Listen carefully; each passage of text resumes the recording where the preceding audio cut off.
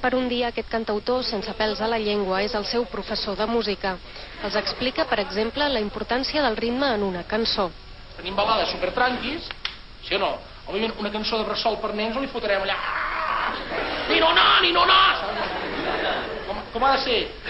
Ha de ser rítmicament molt suau, no? Ni no, vale?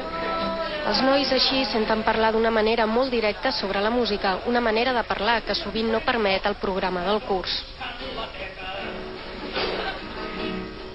Una mica, potser encara una mica el midonat, no? Una mica enquistat, encara potser, no?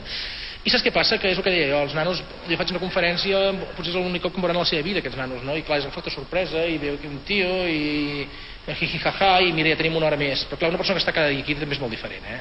No pots també cada dia aquí sorprendre'ls pedagògicament i didàcticament i engrescar-los. Una cançó comercial es fa amb una recepta, els diu. Un ritme fàcil, una roda d'acord senzilla i una melodia enganxosa i previsible.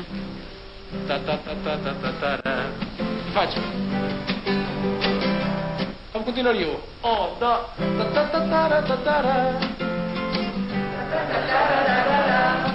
Dius, com pot ser, tio? Estem tots conxorxats o què? Com pot ser, no? Com pot ser? És màgia. Els proposa un repte, crear una cançó d'aquestes ara mateix. Els alumnes trien fer una nadala a ritme de rumba. Va, 1, 2, 3. Pastores y reyes van a portal. Vale, què més? San José y la Virgen. Ahí está. Esperando están. I al final sembla que se'n surten. Esperando están.